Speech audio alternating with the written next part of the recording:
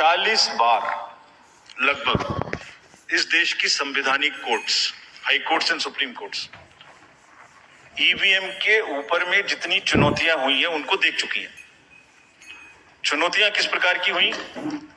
ये हैक हो सकती है, चोरी हो जाती है, 19 लाख मिसिंग है, इसमें दिखाई नहीं देता है, ये कंप्यूटर से खराब हो जाती है, रिजल्ट्स बदल सकता है, मैनिपुलेट हो सकता है।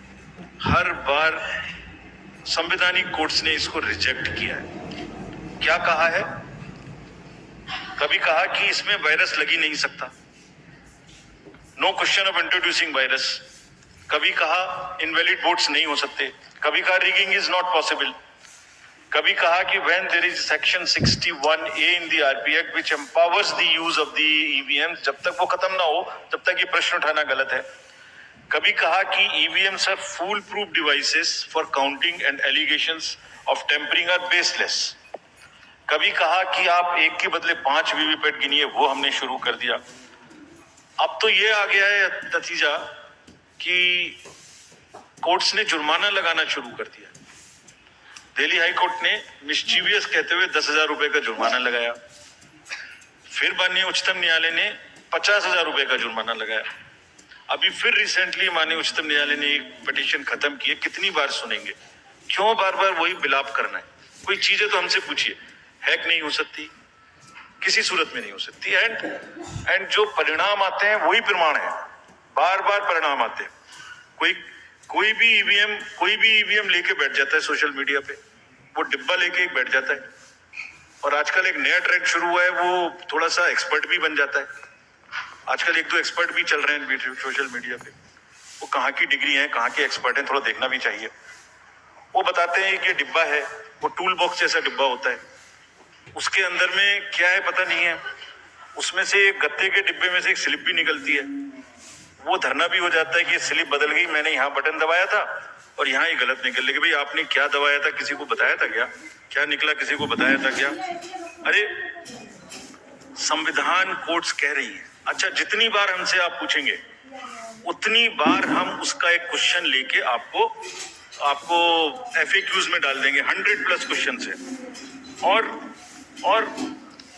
भाई political parties have come into existence because of the EVMs. There are many smaller political parties which in the age of the ballot papers might have not come into the existence. It was the fairness and the political parties know in the heart of their hearts. सब EVMs का 3-3 बार mock poll होता है, candidates के सामने में होता है। फिर भी अगर कुछ आप किताब लाए हैं, किसी के पास है क्या? एक हमने किताब भी बनाई है, एक जितने लीगल केसेस 40 केस, देखिए these are 40 cases on EVM. इसमें FAQ भी है, आप सब लीजिए इस किताब को हमसे।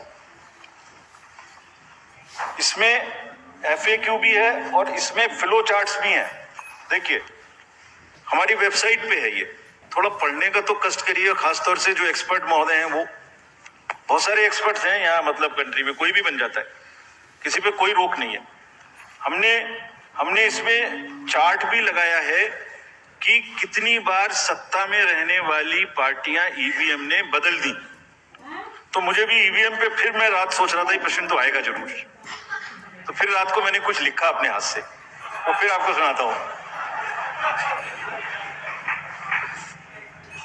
अधूरी हसरतों का इल्जाम, अधूरी हसरतों का इल्जाम हर बार हम पर लगाना ठीक नहीं। ये ईवीएम कह रही है, मैं नहीं कह रहा हूं। अधूरी हसरतों का इल्जाम हर बार हम पे लगाना ठीक नहीं।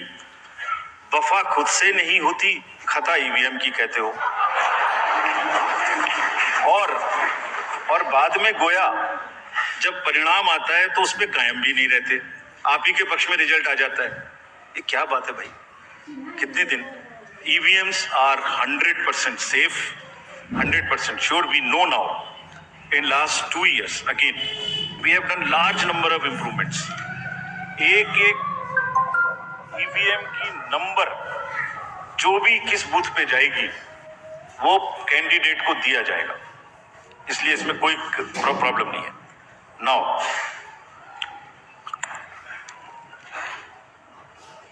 जो एमसीसी के बारे में प्रश्न पूछा, जिसमें आप ये पूछना चाह रहे हैं कि हम बायस्ड होके किसी के खिलाफ एक्शन लेते हैं, किसी के खिलाफ नहीं लेते, यही आप प्रश्न बेसिकली पूछना चाह रहे हैं।